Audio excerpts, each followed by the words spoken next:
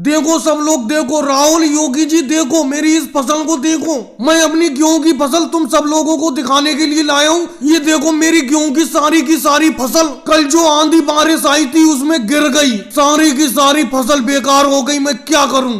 अब मोदी जी आंधी बारिश अपने हाथ में तो है नहीं। मेरी जाकर फसल देखो मेरे खेत पर। तुम्हारी तो ये कुछ फसल बची हुई है जो अभी नहीं गिरी है। मेरी तो सारी की सारी खेत की फसल गिर गई। मोदी जी वैसे नुकसान तो आपका बहुत हो गया। सारी की सारी फसल आंधी बारिश में गिर गई। कल रात बारिश भी तो बहुत भारी हुई और साथ में हवा भी बहुत तेज चली। हवा के साथ आपकी सारी फसल गिर गई। इसीलिए मैं मोदी जी आपसे कहता था कि सारी की सारी फसल गेहूं की मत लगाओ। 5 बीघा खेत में टमाटर की खेती कर लो। लेकिन तुमने मेरी एक बात नहीं मानी। तुमने 10 के 10 बीघा खेत में गेहूं की फसल कर ली। ये बात तो योगी जी आप सही कह रहे हो। अगर टमाटर की फसल होती आधे खेत में तो इनका आधा ही नुकसान होता, क्योंकि ये 10 बीघा खेत है इनका। 5 बीघा में गेहूं होता, 5 बीघा में टमाटर होता इनका। अरे केजरीवाल, बातें करना बहुत आसान है। टमाटर की भी खेती करके हमने देखी है। आप सब लोगों को पता ही है, 2 साल पहले मैंने इसी 10 बीघा खेत में टमाटर ही टमाटर लगाया था। उस साल भी काफी बारिश हुई, सारा टमाटर सड़ गया।